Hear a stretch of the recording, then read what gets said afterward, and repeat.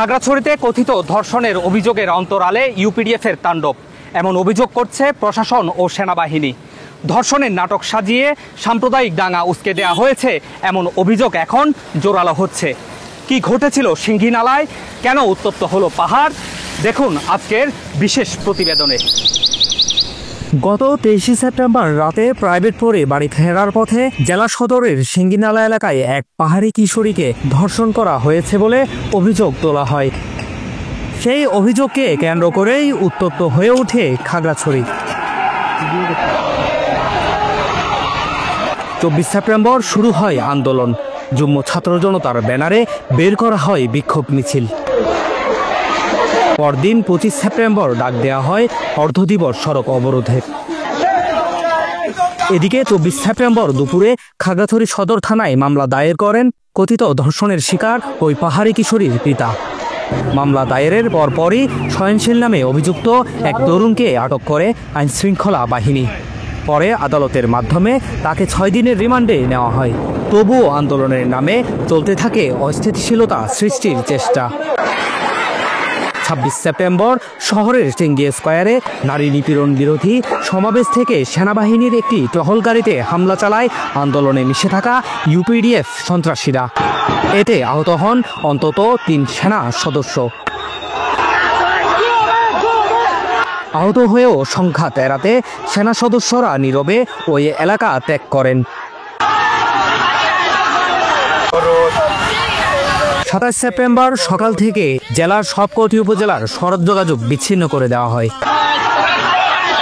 দুপুরে জেলা সদরের নারায়ণখায়া এলাকায় অবরোধকারীদের সঙ্গে স্থানীয়দের বাধে সংঘর্ষ।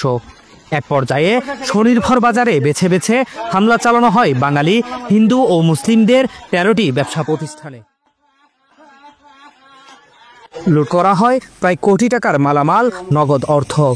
সন্ত্রাসীরা আমাদের স্বনির্ভর বাজারে 13টা বাঙালির দোকান লুট করে আমাদেরকে নিঃস্ব করে দিয়ে গেছে। আমার সব কিছু লুটপাট করে নিয়ে গেছে।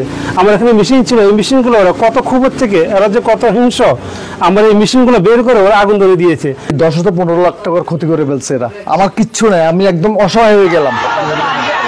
পরিস্থিতি নিয়ন্ত্রণে দুপুরে জারি করা হয় 144 ধারা। এর আগেই শহরের বিভিন্ন এলাকায় ছড়িয়ে পড়ে সংঘর্ষ। পাহাড়ি যুবকদের হাতে আগ্নেয়াস্ত্রের দৃশ্য ধরা পড়ে। হামলা হয় ব্যাংক, হোটেল ও রেস্তোরাঁয়। বিকেল পর্যন্ত দফায় দফায় সংঘর্ষ চলার পর সাউন্ড গ্রেনেড ও ফাঁকা গুলি ছড়ে পরিস্থিতি নিয়ন্ত্রণে আনে আইনশৃঙ্খলা বাহিনী। রাতভর নিরাপত্তার চাদরে মুড়িয়ে ফেলা হয় পুরো খাগড়াছড়ি শহর। গেল 28 সেপ্টেম্বর রবিবার সকালে সহিংসতা ছড়িয়ে পড়ে গুইমারা উপজেলার রামসুবাজারে। সকাল থেকেই জেলার বিভিন্ন স্থান থেকে জড়ো হতে থাকে ইউপিডিএফ সমর্থিত অবরোধকারীরা। বাজারে প্রবেশের চেষ্টা করলে স্থানীয়দের সঙ্গে শুরু হয় ধাওয়া পাল্টা ধাওয়া। মাত্র 30% টাকায় জমির মালিক হয়ে নতুন বাংলাদেশের গড়ে তোলার স্বপ্ন দেখা বাংলা বসতি। এক পর্যায়ে পাশের একটি ভবনের ছাদ থেকে ছোড়া হয় প্রাণঘাতী গুলি। আগুন দেয়া হয় বাজারের আশপাশের বাড়িঘর ও ব্যবসা প্রতিষ্ঠানে। সহিংসতায় প্রাণ যায় 3 জনের, আহত হন 13 সেনা সদস্য সহ বহু মানুষ। এরই মধ্যে আলোচিত ধর্ষণ মামলার ফরেনসিক রিপোর্ট ফাঁস হয় 30 সেপ্টেম্বর। ফাঁস হওয়া ওই ফরেনসিক প্রতিবেদনে পাওয়া যায়নি ধর্ষণের কোনো আলামত। এদিকে যে সময় ধর্ষণের ঘটনাটি ঘটেছে বলে মামলায় অভিযোগ করা হয়েছিল, সে সময় অভিযুক্ত সয়নশীলকে দেখা গেছে খাগড়াছড়ি বাজারের একটি জুয়েলারি দোকানে। সিসিটিভি ফুটেজেই মিলেছে এর প্রমাণ। মেলার ধর্ষণ ঘটনার যে মূল আসামি গ্রেপ্তার করেছে, ওই ঘটনার সময় ছেলেটা বাজারে সিসি ফুটেজের মধ্যে দেখা যায় যে ছেলেটা বাজারে ছিল। এতে প্রমাণ হয় যে ছেলেটা নির্দোষ। ওকে উদ্দেশ্যপূর্ণভাবে ধরছে। ইতিমধ্যে ডাক্তারি পরীক্ষাও মেয়েটা আগে ধর্ষণের কোনো আলামত পাওয়া যায় নাই। এটা পরিকল্পিতই একটা দর্শক নাটক মঞ্চস্থ করা হয়েছে যেন পাহাড়ে সাম্প্রদায়িক সম্প্রীতি নষ্ট হয়। খাগড়াছড়ি ও গুইমারায় কয়েকদিনের সহিংসতায় প্রাণ হারিয়েছে অন্তত 3 জন। আহত হয়েছে সেনা, পুলিশ, সাংবাদিক ও সাধারণ মানুষ মিলিয়ে অন্তত অর্ধ শতাধিক। সেনাবাহিনী বলছে ঘটনার পেছনে ইউপিডিএফের সুপরিকল্পিত ষড়যন্ত্র রয়েছে। আর স্থানীয়রা বলছে ধর্ষণের নাটক সাজিয়ে পাহাড়ে অস্থিরতা ছড়ানোই ছিল উদ্দেশ্য। বাংলাদেশ সেনাবাহিনী কিন্তু প্রথম যখনই ধর্ষণের যে অভিযোগটা ওঠে, ধর্ষককে গ্রেফতারের সবার আগে কিন্তু বাংলাদেশ সেনাবাহিনী গ্রেফতার করে পুলিশের সোপর্দ করে, এবং এখানেও কথিত ধর্ষককে আমরা গ্রেফতার, এটা আইনের আওতায় আনা হবে।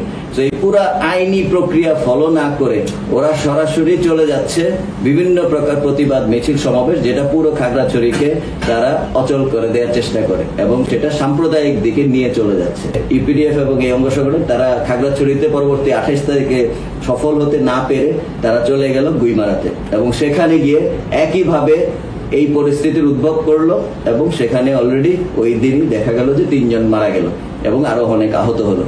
খাগড়াছড়িতেও কিন্তু একটা অপচেষ্টা চালানো হয়েছে ইউপিডিএফ এবং তার অঙ্গ সংগঠনগুলোকে দিয়ে। যুগ্ম ছাত্র জনতা মঞ্চ বা এই একটা ব্যানারে তারা চেষ্টা করেছে, এবং খাগড়াছড়িতে তারা এই যে অপচেষ্টাটা করেছিল, তারা একটা সাম্প্রদায়িক দাঙ্গা সৃষ্টি করারও চেষ্টা করেছিল, কিন্তু ঠিক সেখানে তারা এটা করতে সফল হয়নি।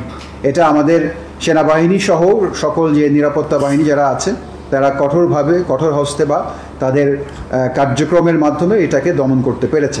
এদিকে খাগড়াছড়ি ও গুইমারায় ঘটে যাওয়া সহিংস ঘটনা তদন্তে অতিরিক্ত জেলা ম্যাজিস্ট্রেটকে প্রধান করে 5 সদস্যের তদন্ত কমিটি গঠন করা হয়েছে। আগামী কয়েকদিনের মধ্যেই ওই কমিটি তদন্ত প্রতিবেদন দাখিল করবেন। ধর্ষণের ফরেনসিক রিপোর্ট আর অভিযুক্ত তরুণের বাজারে অবস্থানের সিসিটিভি ফুটেজ প্রকাশের পর তৈরি হয়েছে ধূম্রজাল। এখন প্রশাসনের তদন্ত কমিটির দেওয়া প্রতিবেদনের দিকেই তাকিয়ে আছে সবাই। আশরাফুল রনি, বাংলা এডিশন।